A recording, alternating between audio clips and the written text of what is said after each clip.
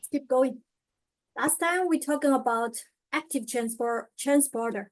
So basically, active transporter is always transport the material against the gradient. So here's a good example about ATP-driven ion pumps.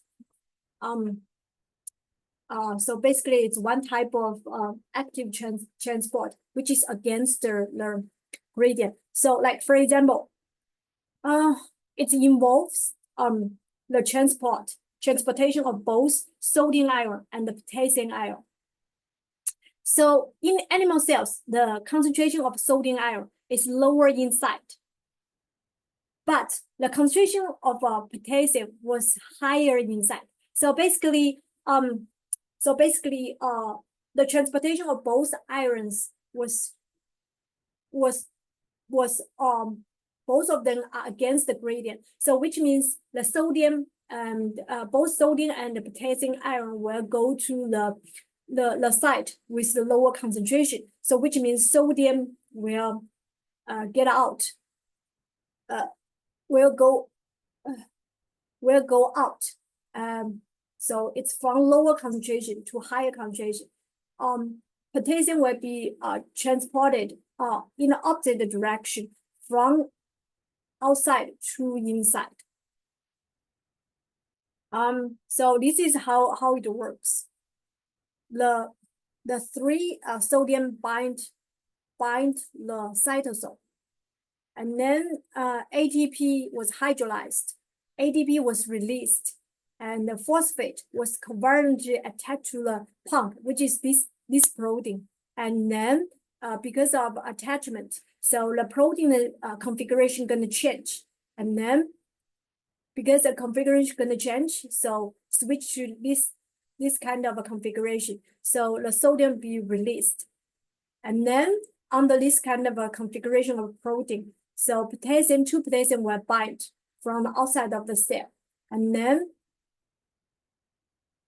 ATP were also used for this reaction. And then phosphate was released. And then this phosphate will also bind to the protein. So the protein gonna switch to the original, like this. The phosphate used to bind here will be released. So since it's released, the configuration will change from the E2 to the back, go back to the E1. So this potassium will be released again. So this is how this thing works. This is called electrogenic pump. So basically,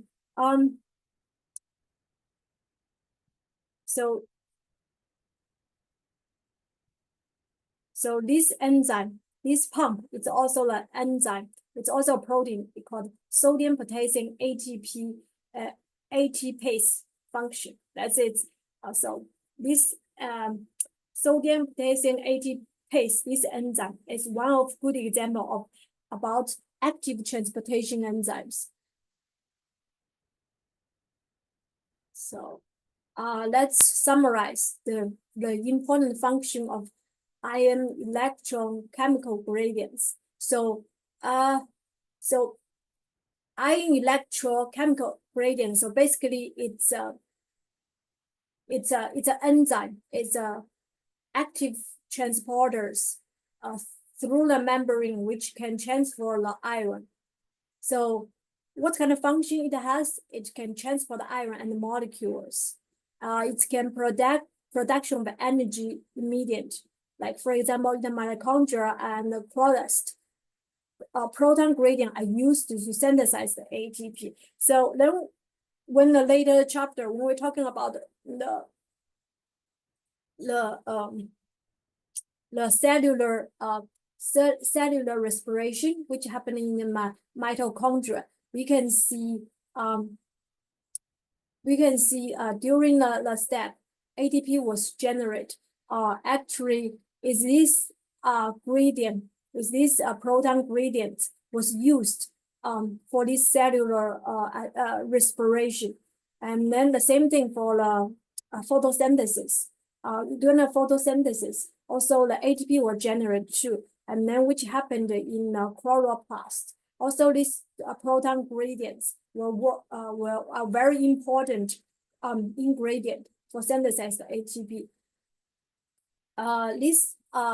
This ion electron chemical gradient can also use to follow osmotic regulation. So basically, animal cells control their internal volumes by regulating ion gradient between the cytosol and the actual cellular fluids.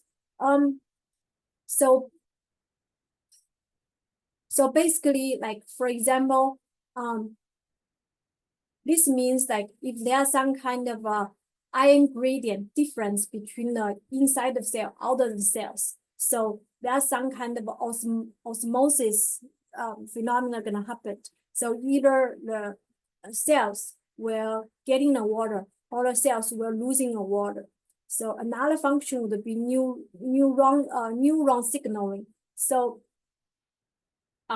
we just talk about this sodium and the potassium gradient active transporters. Actually, this kind of transportation of the iron, sodium, and potassium, they are involved in conducting action potential. So this kind of action potentials is very important for neuron signaling. And then it also can use for muscle contraction.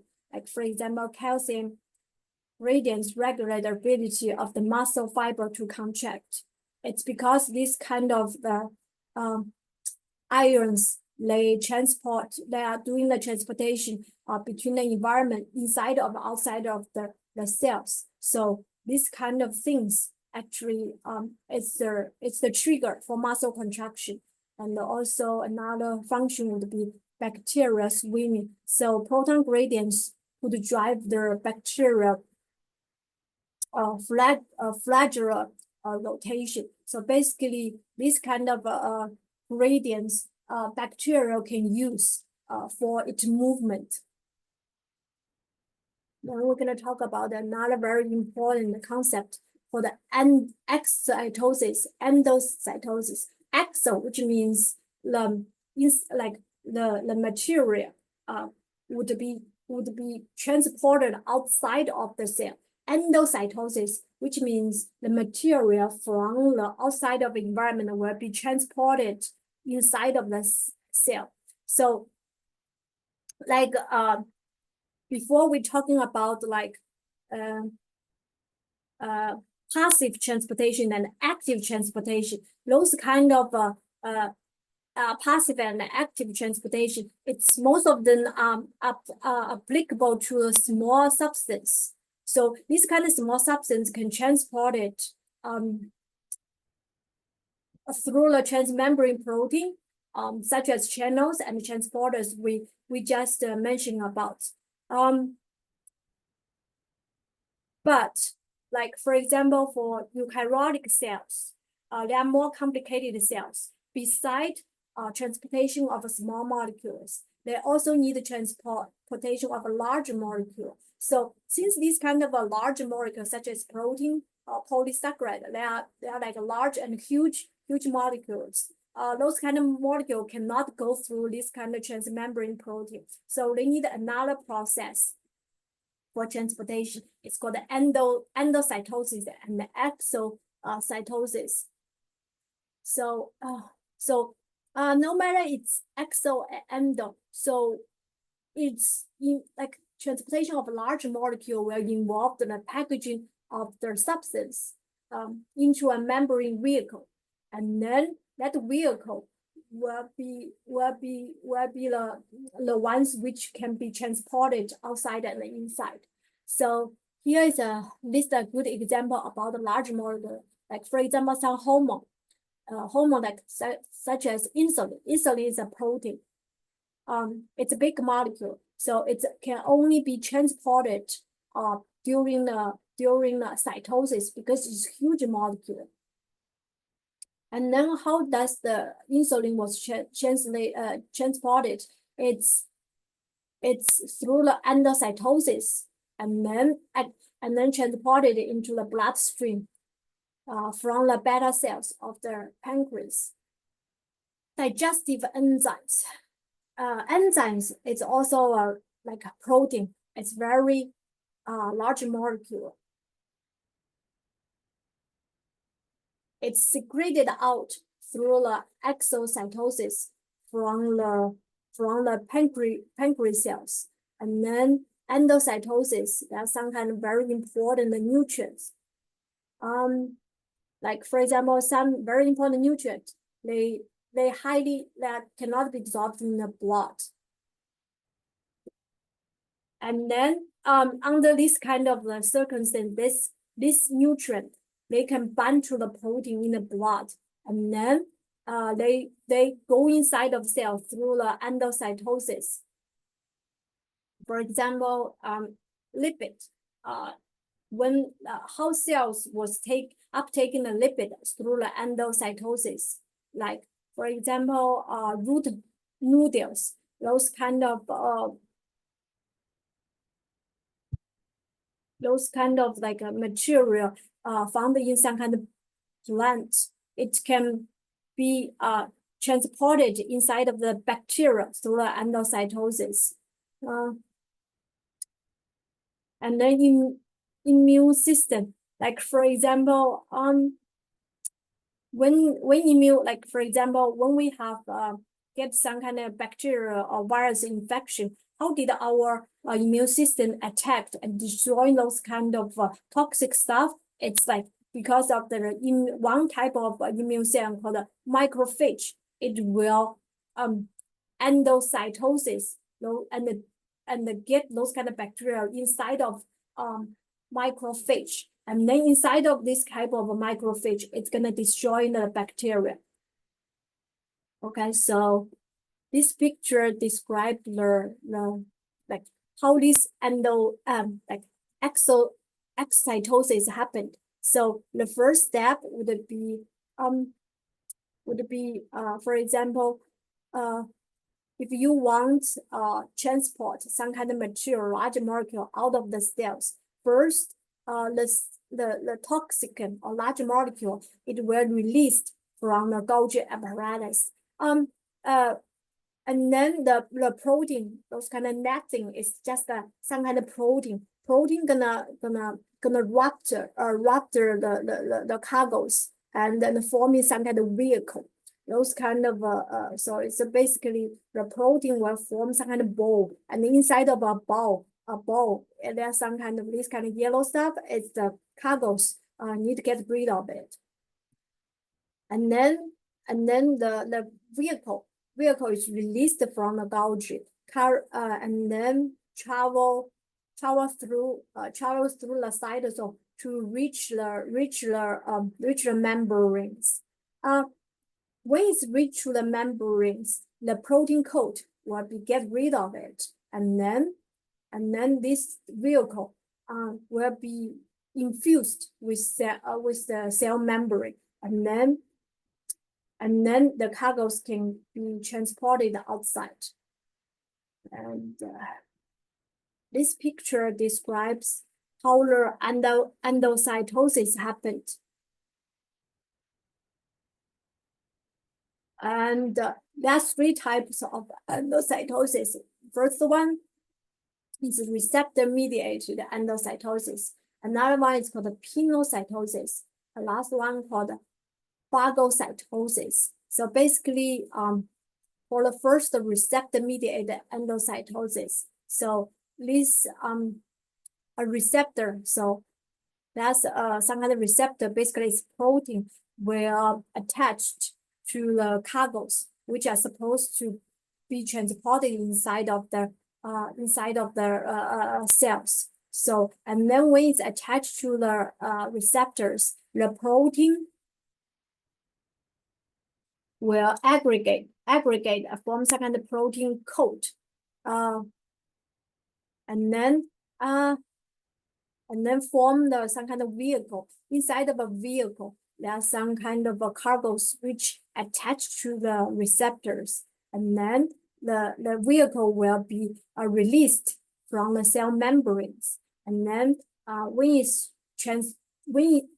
this vehicle was inside of the cells, the protein coat will be get rid of it, and then the cargoes inside the vehicle will be released inside of the cells, and then lysosome, which this is one organelles which will destroy the waste, destroy the cargoes are supposed to destroy by the cell.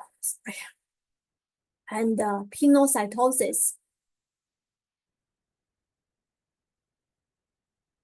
So this type of endocytosis involves the formation of a membrane vehicle from the plasma membrane as way for cells to internalize extracellular fluid. So basically, in this type of pinocytosis, there are no, they don't form such type of a protein coat. It's just the membrane formed vehicles. Under this type of endocytosis, it will most times it will internalize the extracellular fluid.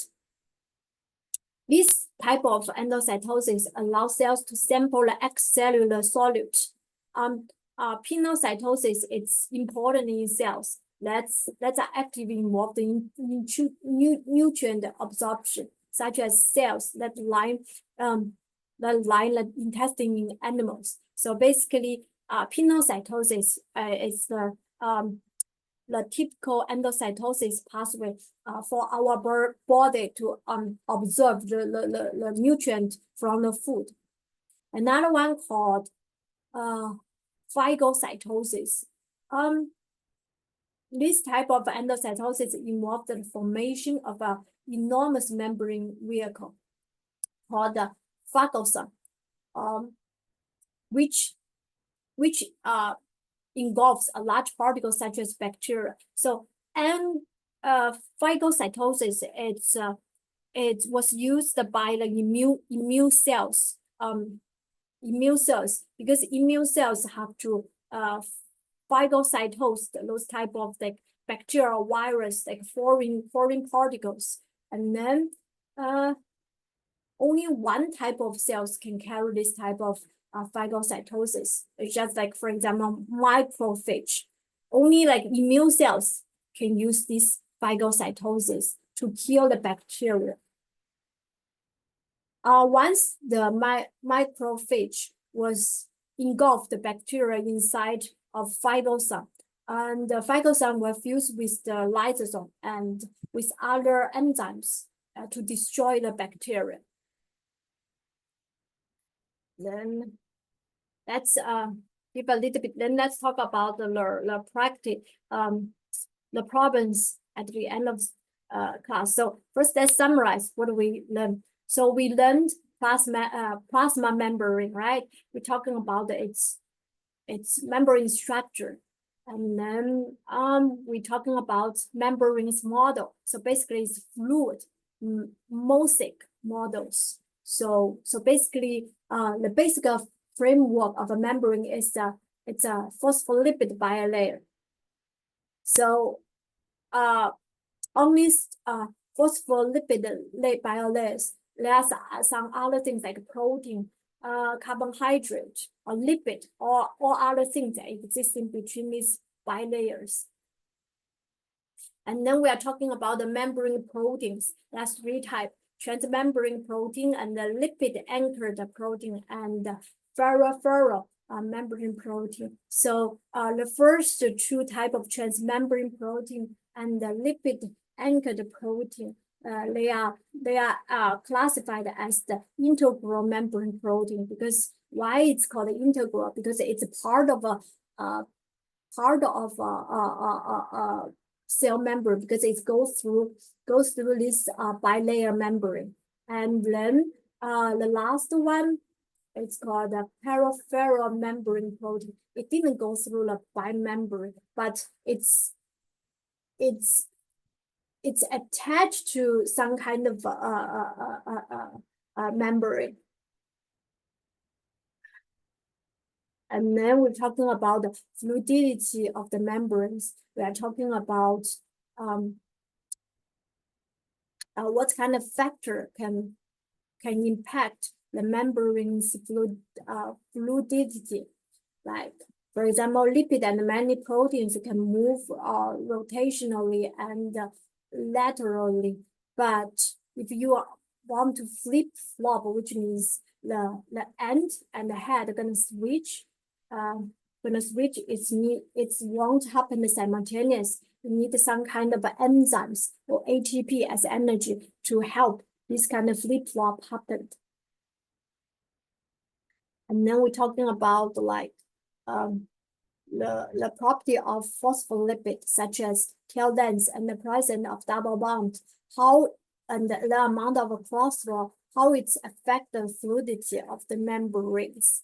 And then we are talking about how eukaryotic cell synthesize the membrane component within. So most of membrane phospholipids are synthesized at the cytosolic leaflet of the smooth ER membrane. And one enzyme called the flippers move the phospholipid into the other side. So most of the transfer membrane protein are synthesized at the ER membrane. And then after those protein was synthesized in the ER protein, then there will be some kind of modification of the transfer membrane, such as the glycosylation. It's always happening in ER and the Golgi. And then we are talking about how the types of membrane transport. So there are some kind of several categories, like simple diffusion, or like sometimes you need the channel or transporter help. So which means go through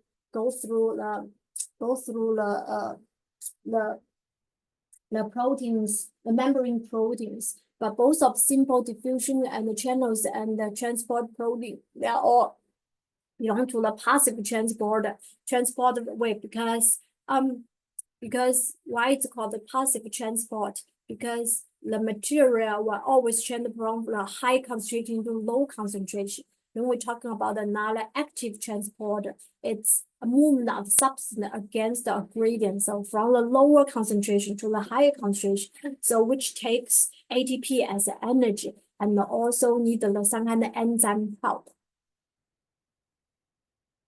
So we're also talking about the property of phospholipid bilayer. It's hydrophobic. So because of this kind of hydrophobicity property of phospholipid, so a lot of hydrophilic substance cannot go through the phospholipid. So we're also talking about living cells have those kind of capacity, ability to maintain an internal environment that is separate from the external environment. And the transmembrane gradient are established across the plasma membrane and across internal membranes. And then we're also talking about the osmosis. So during the process of osmosis, so water moves through a membrane from an area of low concentration of solid. So we're talking about the concept of hypertonic, which means lower concentration, the part, like the side with the lower concentration of a solid. And then we're also talking about concept of hypertonic, which means it's the side with higher concentrations.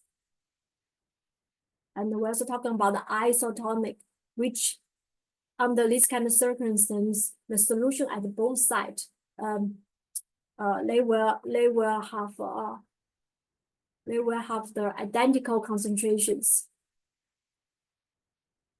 And then we're talking about the proteins that carry out membrane transporter. We're talking about two types of transport proteins, which are channels and transporters. So channels provide the passageways for facilitate diffusion of the solid across the membrane, right? This is one type of like a passive transportations. Transporters, it's also one type of facilitated diffusion, but it's it's function at a slow rate than the channel because it takes time for the transporter bond to the solute in the hydrophilic pocket and undergo a conformational change that switches the exposure of the enzymes pocket to the other side of the membrane. Because transporters they involves the binding of the solute with the proteins and also involve the configuration or conformation change of the enzymes for transportation. So there are three types of the transporter called uniporters. So only the substance will bind to the transporter. That's called a uniporter. Symporters, so which means there's like more than one substance bind to the transporter called antiporters. So which means it's like involved two substance binding to the transporters, but they go to the different direction. And then we're talking about active transport. So there's two types of active transporter. Primary active transporter involves pumps that directly use the energy to generate a solid gradient. The secondary active transporter uses pre-existing gradients.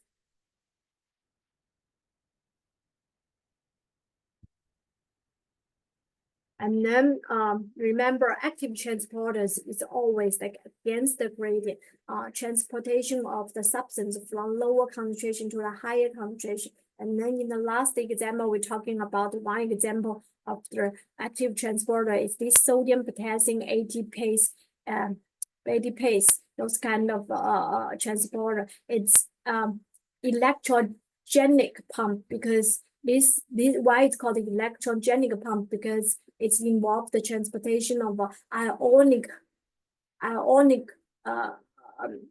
substance like sodium and potassium. So in this type of active transportations, it need to cause the energy from the ATP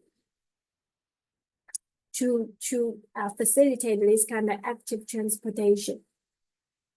And the ion electrochemical gradient forms several important cellular functions. And then we're talking about the endocytosis and exocytosis. Both of these pathways are used to transport large molecules and particles.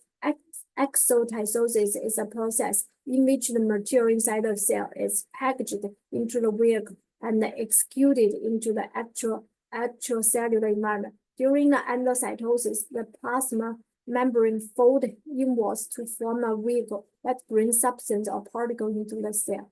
So there's three types of endocytosis: receptor-mediated, pinocytosis, and phagocytosis.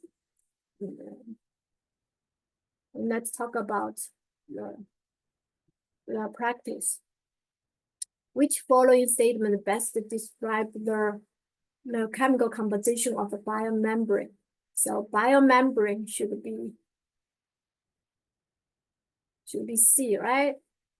Biological membrane are bilayers of phospholipids. So these two layers, they are all composed of phospholipid. But on those two biolayers, there's a lot of like protein and carbohydrate burst in between. So it's C. The second one, which of the following events in a biological membranes would not be energetically favored and therefore would not happen? So what would happen? C, flip-flop, right? It can rotate easily because, and then it can do lateral movement, so which means horizontal movement, and then it can rotate the membrane, and the membrane also can move like horizontally, but the flip-flop, so which means head and tail gonna switch. That's hard. It's need enzyme help, so it would be C. Which of following movement is not an example of passive transporter?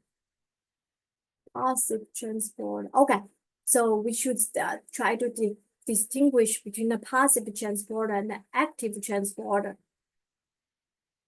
So like passive transporter, so which means it's always like transportation of a small molecule from the higher from a higher concentration to lower. Like first option would be movement of water. Water is a small molecule, right? And then it's this is equiporin, it's some kind of channel protein. So water will go through a channel protein. That's a positive transportation.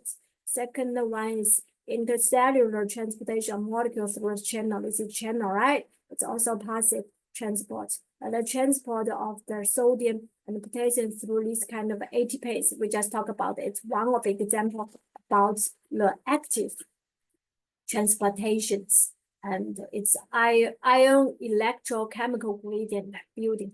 And then the simple diffusion of the carbon dioxide. It's simple diffusions. So it's one of the example about the passive transportations. So the first one, what features of a membrane are major contributors to its selectivity permeability? It should be E, right? A and B. So it's selective permeability. So why the substance can be permeable through the cell membrane?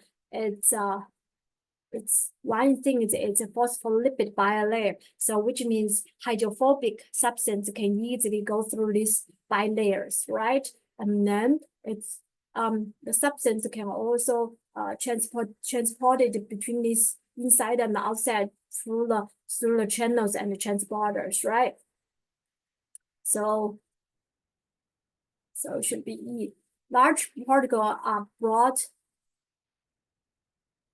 by the large particle can be brought into the cell by large particle, right? We cannot choose the A and the B. Those are for small particles. And then D is the exocytosis. Exo, which means out of the cell, right? Only C is right. Phagocytosis is used by the like macrophage. That's one type of immune cells to engulf like a bacteria and a virus and get rid of and destroy and kill those kind of bacteria. Okay, so integral membrane protein, including two types. One is transmembrane protein, and another one is called the lipid anchored protein, right? Because why these two belong to the integral? Because both transmembrane protein and the liquid anchored protein, they all go through a bilayers. Only the last, the peripheral membrane protein, it's not go through the membrane. How did it work? So basically, the peripheral membrane protein, it's bound to those two type of transmembrane and the lipid anchors, and it's the interaction between this peripheral membrane protein with the integral membrane is like non-covalent bonds to the other two type. And repase, which move phospholipid from one leaf of the membrane to another, which for iron to the membrane encoded by the gene. Explain what's called concept. Okay, this is more like evolution because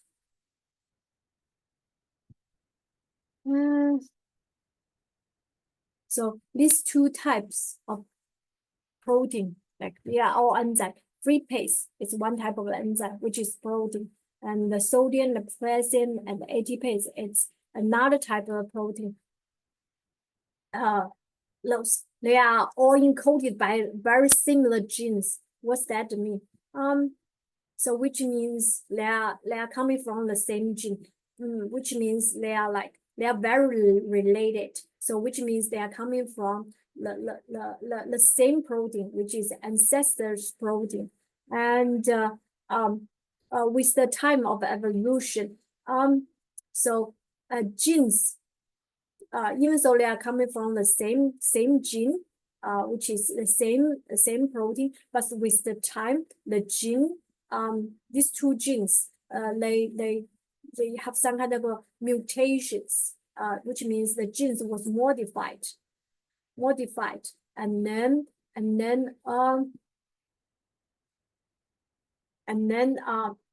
free pace and those type of protein can recognize the transfer this kind of this membrane, because free pace was used to move phospholipid, and then that's why free pace can recognize the phospholipid, because the target, its working target is phospholipid. And then the genes for this type of sodium potassium ATPase, it will do some kind of mutations too. And then after mutations, the protein can recognize sodium and the potassium, because these enzymes was used for the transportation of the sodium and the potassiums. Okay. Let's suppose an insector which doesn't maintain a constant body temperature was exposed to a shift temperature 60, which foreign type of membrane change would be most beneficial to help this. Okay, so like for example, the temperature was increased from 60 to the 80. So if nothing changed, so which means under a higher temperature, the membrane has like stronger fluidity, right? It's move more easily at the 80 degree than the 60. But like for example, in order for this insect to keep helps its body to maintain its constant body temperature. So which means under high temperatures, its membrane has to be more rigid than the 60 degree. Then it will destroy that increase the fluidity due to the high temperature. So like for example, if we choose A, so increase number of double bond, this is wrong, right? We're talking about double bond will increase the fluidity of the membrane, because double bond will cause the less interaction between the phospholipids next to each other, right? If it doesn't bond, so which means the membrane will be bound less tight. Which will cause more fluidity. And then second one, increase of the length of non-polar tail of phospholipid. This is right?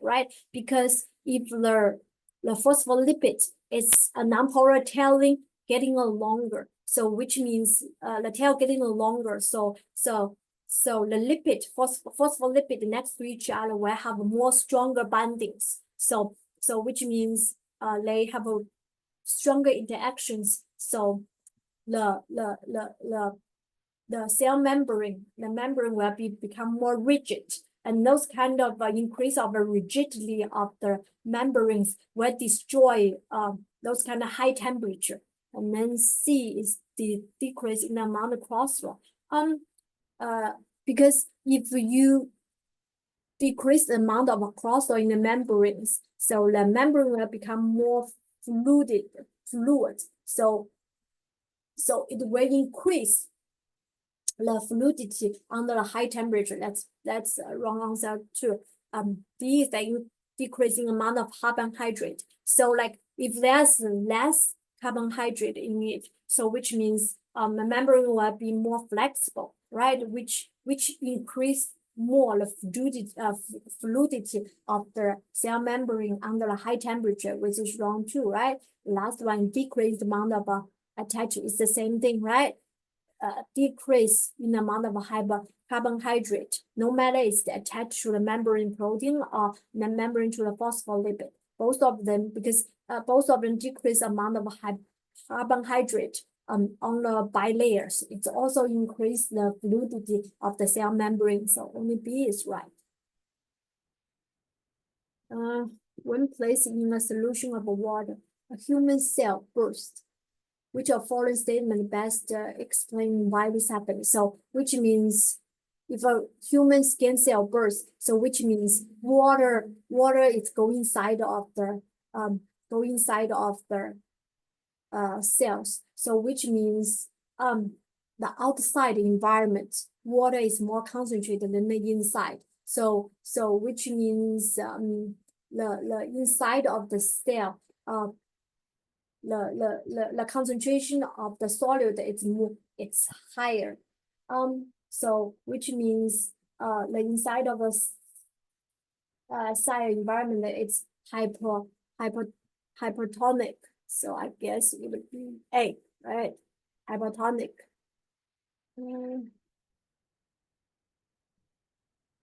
The solid concentration inside of the cell, it's really okay. The outside of the cell. Okay. From this problem, you can see the solid concentration inside of a cell, it's larger than the outer cell. So you can say this cell is hypertonic is this one.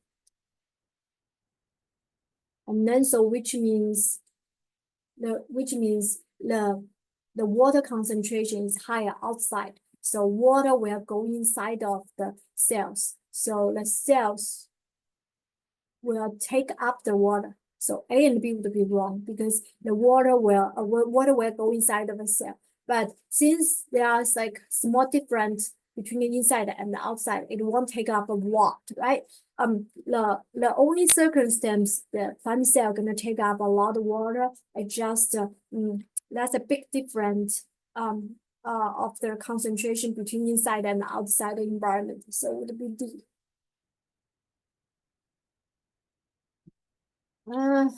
Okay. Artificial membrane vehicle that contain purified protein can be created in a laboratory. Okay. So it's artificial membrane. Okay. So in the lab, we create artificial membranes. And then we can control the concentration of iron and other solids that are present on inside and outside of vehicle. Let's suppose the researcher prepare the membrane vehicle with or without the proton and glucose symport or okay. So okay, no matter it's symport or hydrogen pump, both of these type of transporter would be active transporter. The glucose outside of the vehicle, under which foreign condition would be expected to move against the gradient and accumulate. So okay, so we can choose E, right? Because look at the D. Vehicle contain this and this pump, right? This is like the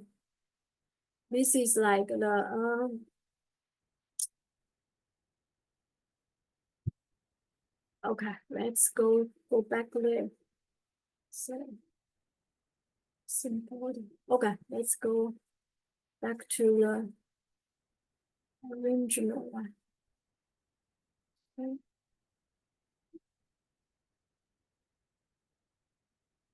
Okay. Okay, these two, right? During this primary active transporter, so you need a facilitation of the proton pump because the outside of the proton, it's more concentrated. So this build up this kind of proton pump, right? With the help of the pump actively export against the proton, right? And then need the help with the proton pump. And then with this kind of proton pump, then we build up the gradients. And then this proton and sucrose can do transporter, right? So that's why we choose proton sucrose transporter with the hydrogen pump, right? Because this kind of proton pump can help build up this kind of a gradient, this kind of gradients establishment can help those transporters. Another thing would be without the proton pumps, and then it's it has the gradient like this, like pH is lower here. So if pH is lower outside, so which means the outside proton has higher concentration, right? That's exactly what we're talking about here. Right, it's B and E. So this B represents the primary active pump because pH is outside, so which means the outside proton concentration is higher. So this kind of proton gradient already established, which can help this kind of importer for transportation of glucose. Another thing would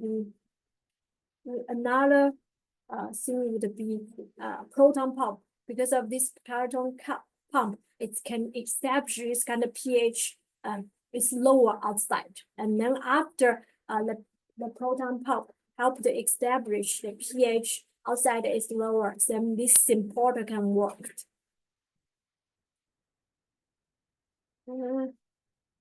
So let's talk about these problems. Researcher have identified a drug that prevent cold protein nuclear from binding to each other. If I add a drug to the sample of cell, which are foreign established receptor, okay, should be or will be inhibited. Okay, so basically, okay, let's go here. So we are talking about this.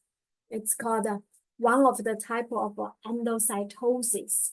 How this thing works? First, the receptor will binding with the cargo, and then because of those kind of cold protein, they aggregate, they're building up those kind of network and to building up those kind of vehicle, and then those kind of vehicle can help the transportation of the cargos. But right now he's saying researchers cannot develop a drug which can prevent the cold proteins aggregate together. So which means we cannot form this kind of vehicle. So which means the cargos cannot be transported inside, right? Because there's no such kind of vehicle formed.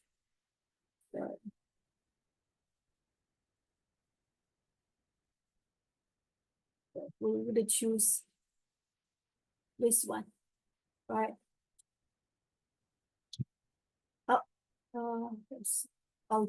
Both A and B.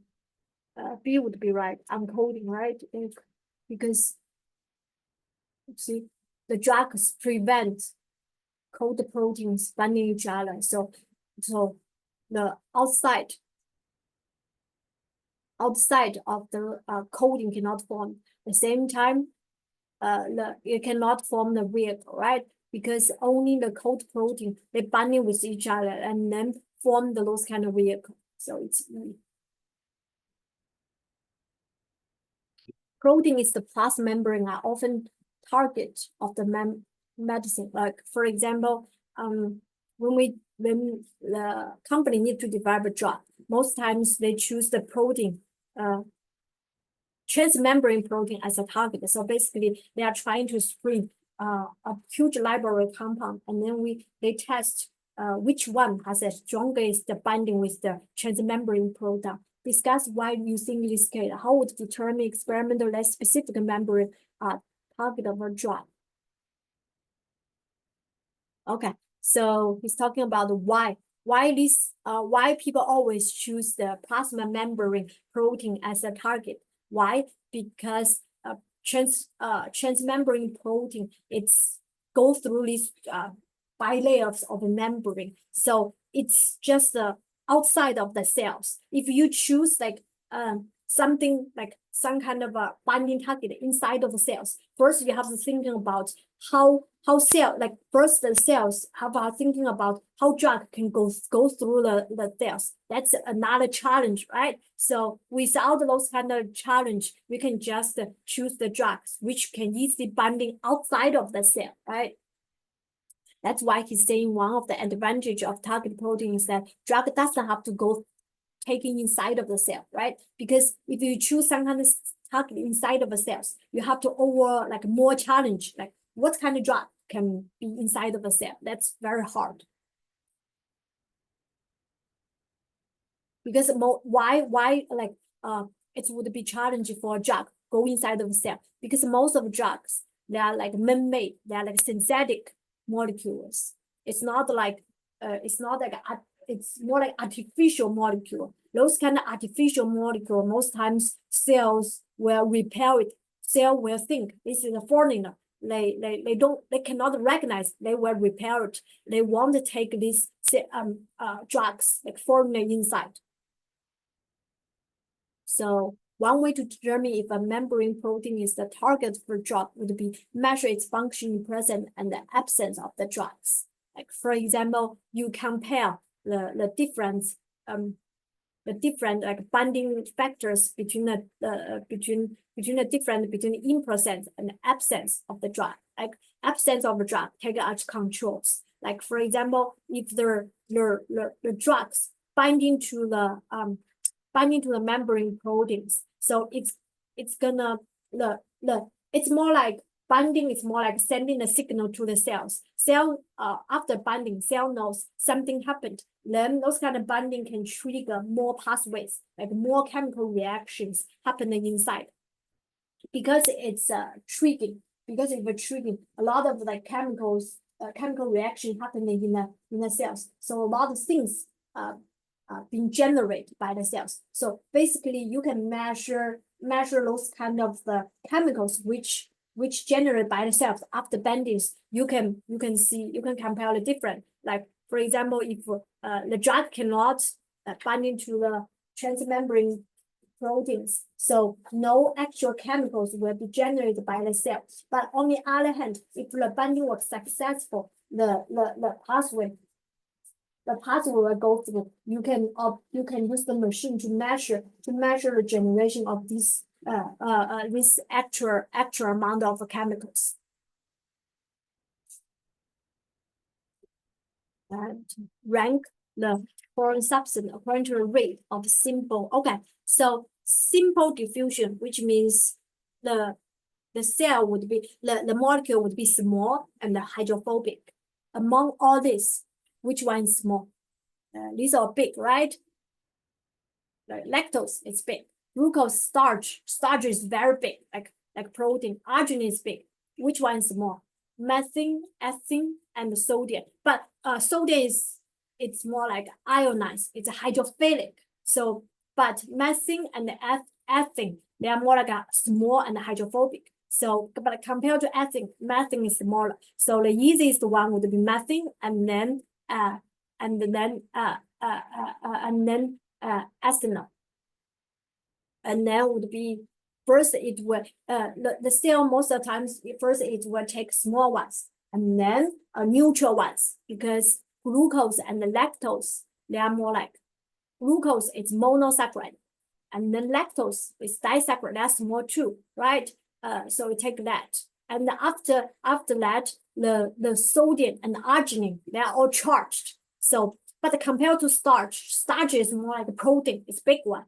It's then it would take the ionized one, right? Sodium and arginine, even though they are charged, but they're small compared to starch. So this is the rules. So first, which one is the easiest one? Small size and the neutral ones, and right. So this is small ones and the neutral, and then small ionized. And the hardest one would be big size. Starch is like polymer. It's very big, so it's very hard to take. Okay, then we can talk about the enzymes, energy, and the metabolism. So, what's enzyme? Enzyme, like I said, it's a protein, but it's a special type of enzyme. Why enzyme is so special in the library of protein? Because it can act as a catalyst to catalyze the reaction. What's catalyze mean? Which means it can speed up the reaction in the cells. So what's a reaction? Chemical reaction is just a process, like the reactant is gonna change and become a product. So the reaction would have several different types.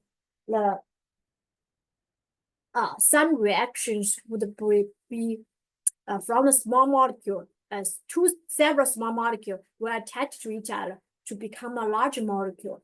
And that's called and then another type would be break down the molecule. A big molecule will be break apart to form the small molecule. And the third type would be rearrangement of atoms with the molecule. Like, for example, even though the molecule size and the element composition would be the same, but they have a different connection between the different atom and element. That's called the rearrangement. And then that's another type called like electrons can be transferred from one atom to another one. So even though this is more about the chemistry, but actually the living cells, if they have to survive, they have to like develop themselves, they have to do like replication, they have to grow. It's involved tons of chemistry going on inside of the cell. What is metabolism? Metabolism is just a series of chemical reactions which happened within the organism. So like for example, living cells, they perform those kind of metabolism for survive, for some kind of like purpose to make the living cells growth, replicate, and the growth, right? And a good example would be a sugar metabolism or fat metabolism. Why we need sugar metabolism, fat metabolism? Because under this kind, only this kind of sugar and fat metabolism, we can get the energy.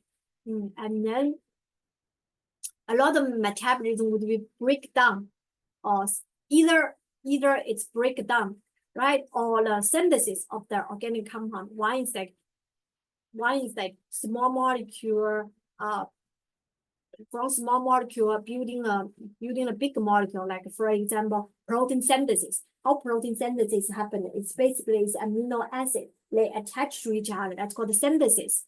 From small molecule to large molecule. Another thing called breakdown. What's called a breakdown is like, for example, if you feel hungry, so your body gonna convert the starch into the glucose. Then your body can take advantage of the glucose to do the cellular respiration to generate ATP. That's called a breakdown of the organic molecule, right? So those kind of organic molecule, no matter it's small or big ones, because cells have really needed for different functions. And those kind of molecule, they can provide the building blocks for constructing the cells. And also we can use the energy which coming from the breakdown of the organic compounds for survive. And first, we're gonna talk about some chemistry. I introduce some like basic chemistry concept to its energy and chemical reaction. And we're gonna talk about the factors control the direction of a chemical reaction, and see what kind of factor decide the chemical reaction rate. Especially we're gonna talk about how enzymes work as a catalyst to speed up the chemical reaction.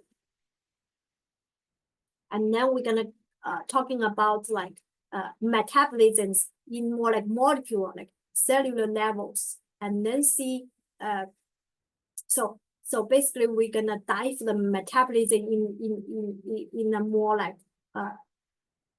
like a micro environment, talking about the specific how chemistry going on during the each metabolism pathways. And we're gonna also talking about those metabolic pathways, how it's regulated, how those organic molecules works and function during this kind of metabolism. So let's first talking about some chemistry, give you some basic concept about the energy and the chemical reactions. So this is a reaction, right? No matter it's in a in the chemical lab or within the living system, it's always like A and B would be a reactant to generate C and D as a product, right? And A, B, C, D is just a reactant product. This like small A, B, C, D represent the number of moles of a reactant and the product involved in these reactions. So this double arrow, which means this reaction can go to two way, either forward or backward. They can reversible. It's the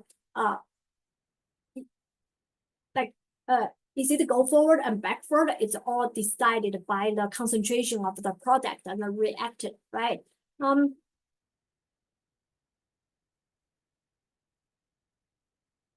then because in order for the reaction to happen, we need energy, right? Then we're gonna talk about the energies. So what is energy? Energy is the ability to cause change or do work. So there are some like two general energy, kinetic energy and potential energy. What is kinetic energy? Kinetic energy is energy associated with a movement. Like for example, you are running movement of some items. Those kind of movement generate those kind of kinetic energy. Potential energy is the energy that the substance object possess due to its structure or location. Like for example,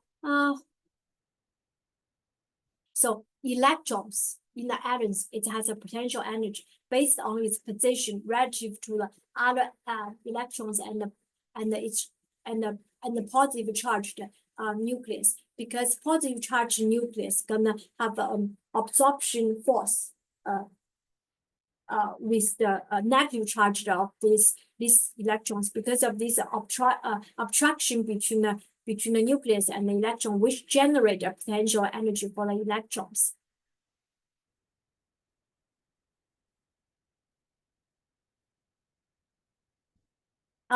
So for example,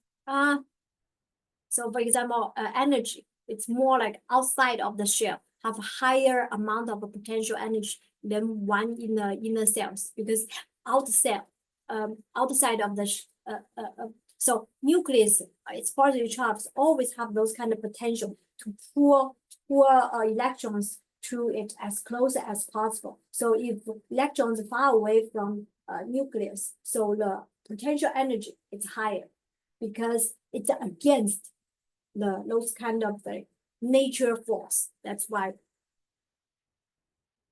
So like for example, electrons dropped to the lower shell, so which means potential energy is lower. Those kind of potential energies will be converted into the kinetic energy. So which means the electrons which are closest to the nucleus will have the faster spin beat around the nucleus compared to the electrons outside.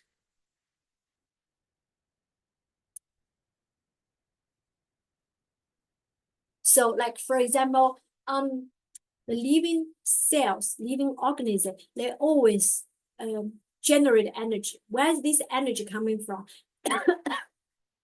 This energy always coming from the chemical reaction. How does this chemical reaction generate energy? By building up the bond or break up the bond, right? So we can say the energy in the starting in those kind of building up or break up the atom and the bond. It's called chemical potential energy because those energy are generated by chemical reaction.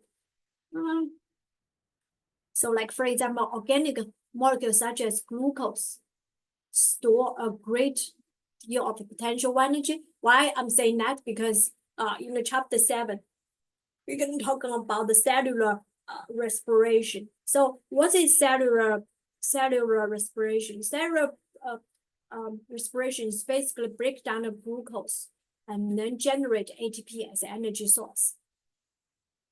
And then this table lists the energy types which will be used by the living cells. Like for example, light. Light is a form of electromagnetic radiation that's visible to eyes. The energy of light is packed in the photon.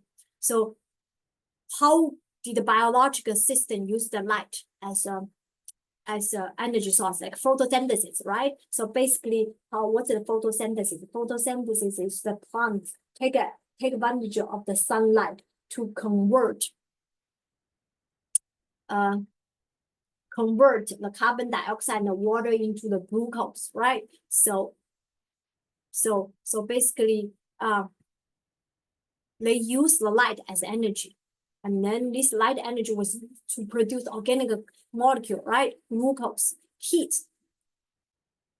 So heat, so basically transfer kinetic energy from one object to another one, or from an energy source to an object. In biology, heat is often viewed as a kinetic energy that can be transferred during the difference in temperature between two objects and locations.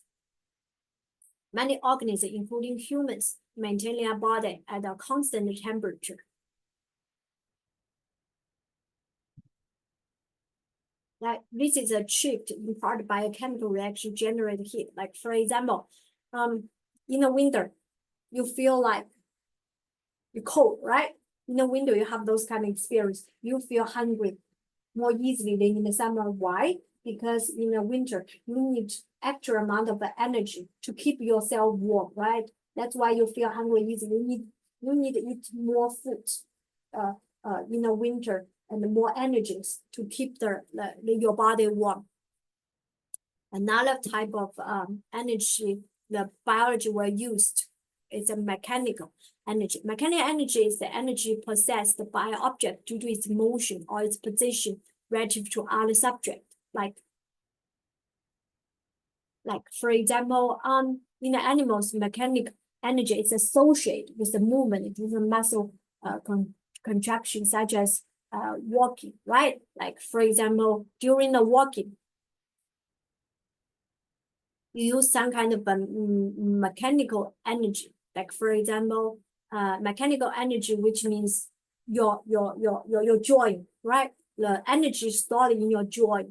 Then because of those kind of energy stored in the joint, so you move your joint, and then your feet moves and help you to generate the movement. That's called mechanical energy.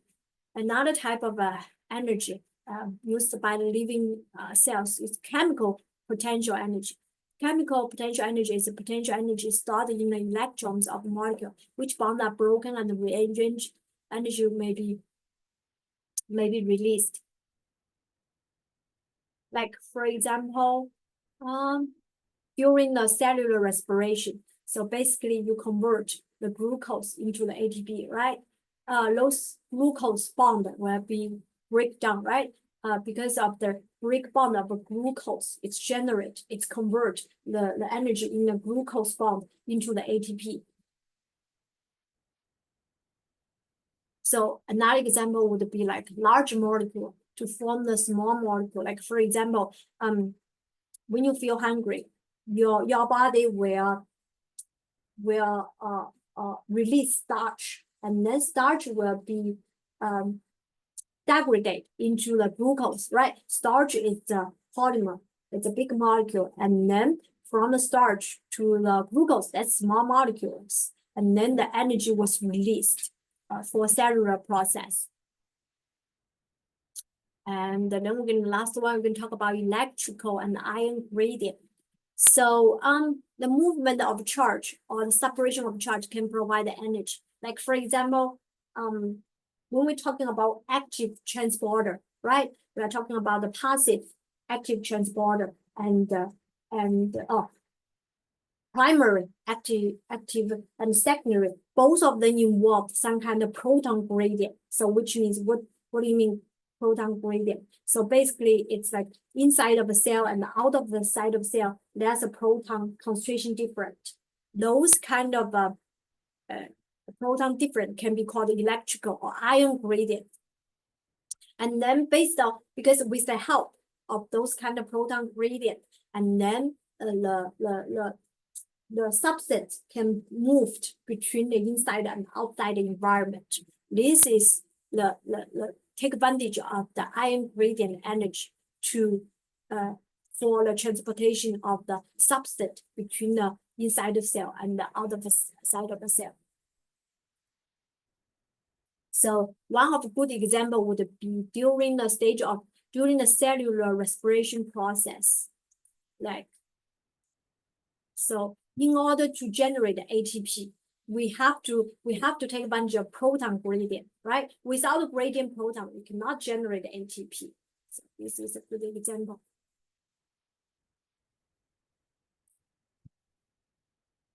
So we're going to talk about thermodynamic. What is thermodynamic? It's a study of energy interconversion, right? Then we're talking about why this thermodynamic, like energy interconversion, is very important, because living organisms, they always have to involve with the energy. They transfer from one to another one, either from one place to another one, or convert the energy from one form into another form. Then we're going to talk about some factors, laws of the thermodynamic that's going to govern the energy interconversion. The first law of thermodynamic is called the law of conservation of energy, stated that energy cannot be created or destroyed. So energy, they cannot disappear or generate simultaneously from nowhere. So it must be like energy coming from one place to another one, or energy will convert from one form to another form. The second law of the thermodynamic is the energy transfer or transformation from one form to another increase the degree of disorder of a system. So we have to introduce a very important concept called entropy. Entropy is it's a concept or unit or a concept used to describe the disorder levels of a system. So like, for example, this is like highly organized, because there are so many like small pieces, but they all aggregate into one small things, into a small space. So which means it's highly organized. So in order to increase the entropy, so basically you break those kind of organization. So instead of highly organized, the small pieces in the system just randomly diffused or randomly like layout, could be anywhere, right?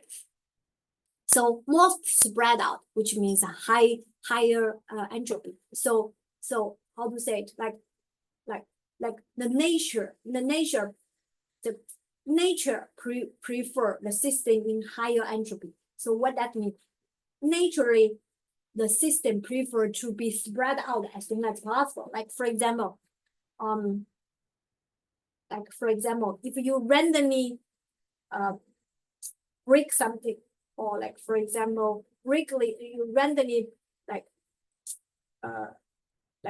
splash some kind of a cake from the table into the floor. It's always could be like anywhere, right? It's highly unordered, disordered. So let's say naturally the system prefer higher entropy, which means they prefer more disorder. So entropy is the measurement of the randomness of the molecule in system. So when a physical system becomes more disordered, the entropy increased. As the energy becomes more evenly distributed, the energy is less able to promote change or do the work. When the energy is converted from one form to another one, some energy may become unusable by living organisms. For example, a chemical reaction may release unusable heat. Then we're going to talk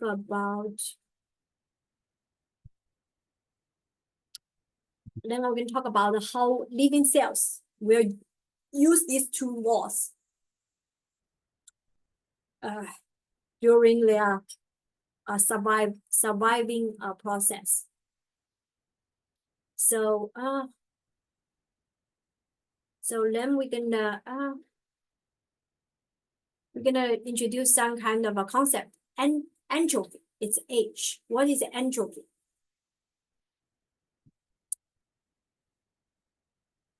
Entropy. Sorry. Entropy, which means the total energy of the system, right? It's just there's a system. There will be all kind of forms of energy existing in the system. So then we add all different like forms of energy together. That's called entropy. So entropy is basically total energy equal to usable energy and unusable energy. That's H. So like unusable energy, so which means the energy we cannot use, right? Usable energy is the energy the system can use. So what's a free energy? Free energy is the usable energy. So which means free energy is like you can take advantage of that useful energy. So that's a free energy. So the free energy is used to represent the free energy in recognition. And then, so unusable energy. Unusable energy is just to those kind of energy you cannot use because the system needs to use those type of energy to keep its random order. That's called S. So like total energy is G as a usable energy plus to unusable energy as a TS. Okay, S is entropy. It's represent the entropy. So from this equation we can get T is the temperature and its unit is K. That's the absolute temperature. So from this equation, you can get to know free energy is equal to enthalpy subtracted by Ts. So most of the time the system they will keep in the same temperature. If we compare like two states of the system, a free energy change, we can use this equation. You got to know the system is free energy change would be equal to delta H subtracted by T delta S. Okay, this data, which means the system different before and after. So if free energy less than 0, so which means after, like compared to before, the after system, which is product, has less free energy than the reactant, which means before, like the status before change. Such energy is called exogonic, so which means the system has less free energy than before. So which means where's the rest of the energy coming from? Where will go? It's released to the environment, right? That's called exogonic. So which means energy will release. And then for this type of exogonic reaction, because of a free energy was generated, so the environment temperature will so this kind of energy will release to the environment. So most of the times the environment like gonna increase the outside environment temperature. And this type of exogonic reaction, most times they are spontaneous.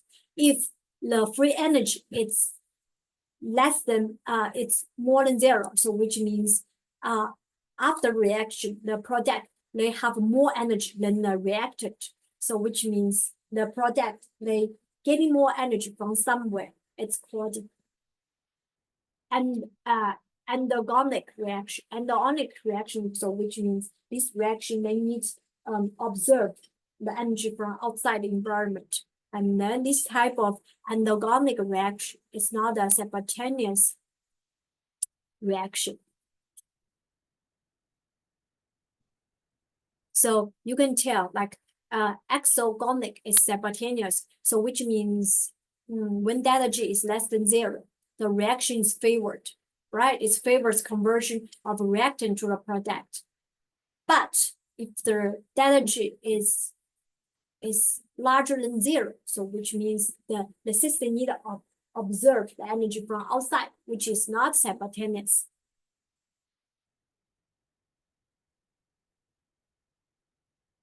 So scientists already decided the free energy change for a variety of chemical reaction, which allow them to predict the direction of the reaction. Like for example, ATP.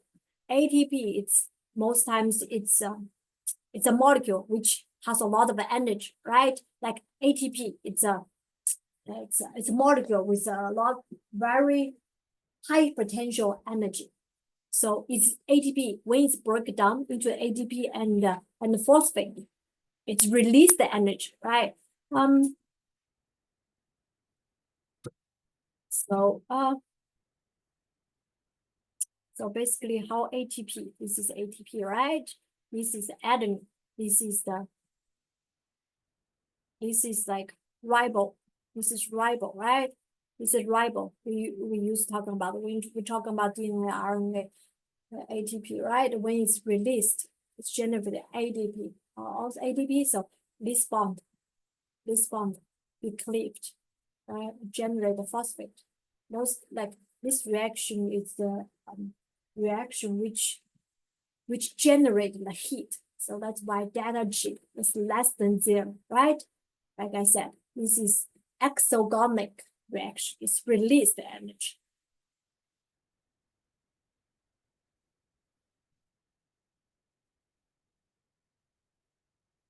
So like I said, ATP it's high potential energy molecule. When the ATP be degraded into the ADP and the phosphate, it's release the energy, right? Those type of like the energy which are released can be take advantage by the biological process.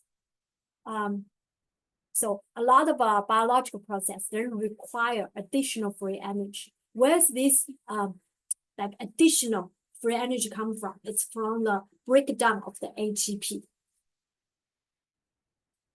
Right, so that's how it happened. First, ATP will be degraded into ATP and the P, and then they generate the energy to the system, and then system can take this kind of energy which are produced by the breakdown of the ATP to do other reaction. Like for example, with glucose, they have to convert it into glucose 6-phosphate. So basically, ADP have to convert into the ATP have to convert to ADP, and then this energy released by the breakdown of the ATP to the ADP were used by the glucose, and then glucose will form the new product, glucose 6-phosphate. And then compared to this reaction, this ATP degraded breakdown, they generated 7.3, but the whole reaction happened, it only generated 4. So which means the difference between these three, these two number is 3.3. This 3.3 was used by the glucose to generate glucose 6-phosphate. So since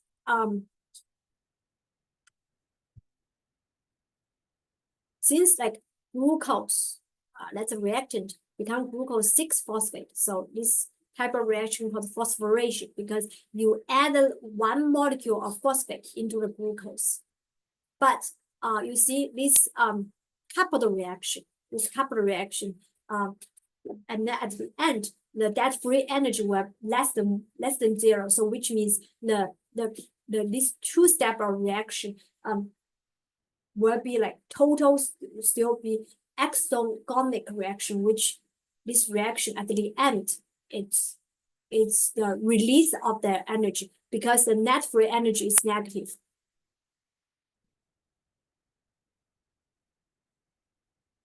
So in humans, like ATP, it's always the most common molecules the cells gonna use for all kind of process. So a typical cell will use millions of ATP molecules per second to drive an organic reaction. So like for example, if a cell involves a lot of the metabolism process, they have to use tons of ATP per second for those kind of a reaction going on.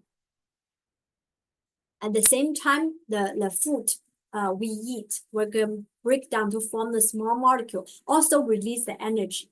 And then those kind of energy were used by the cells to make more ATP from the phosphorylation of the ADP. So like, for example, we used up the ATP, but we need more ATP provide to our systems to do more metabolism. Where it's coming from? It's coming from the breakdown of the food, and then release the energy, and then ADP can react with phosphate to generate new ATP, and then new ATP were used for cell living. So it's like a cycle process.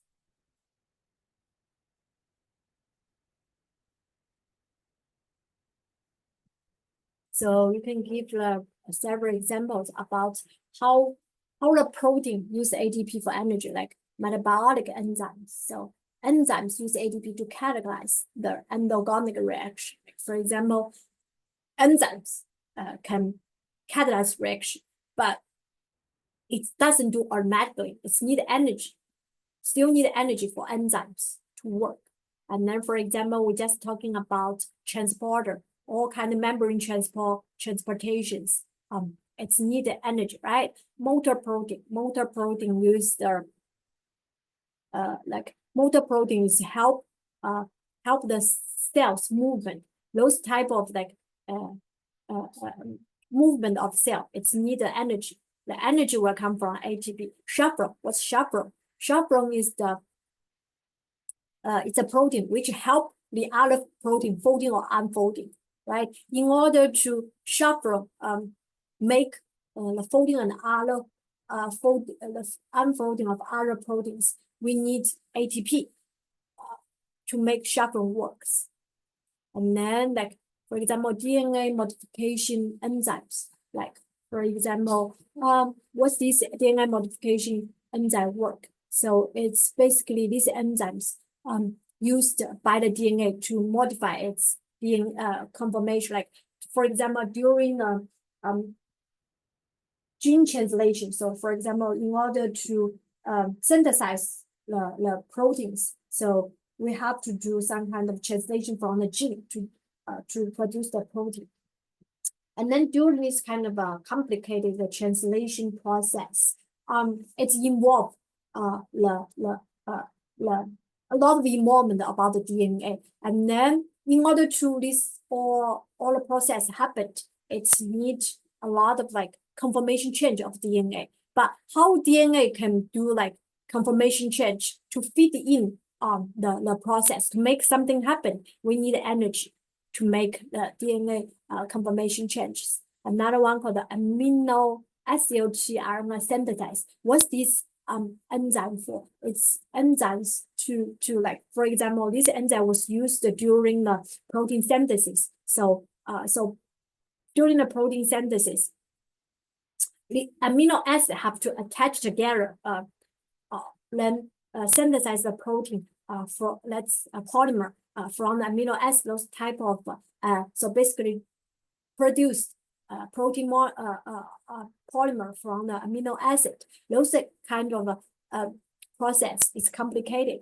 It's need enzymes for attachment of the amino acid with each other, right? Protein kinase are regulatory proteins. Use ADP to attach a phosphate to a protein. Like for example, some kind of protein when they did the translations, but they cannot function normally because they need some kind of modification. Then it's become the protein, real protein that living organism can really use. So for this type of modification, for example, for kinase used with some type of enzymes can attach a phosphate to a protein. That's one of the example about the protein modification. But during this kind of modification, phosphorylation of the protein, it's needed ATP as energy.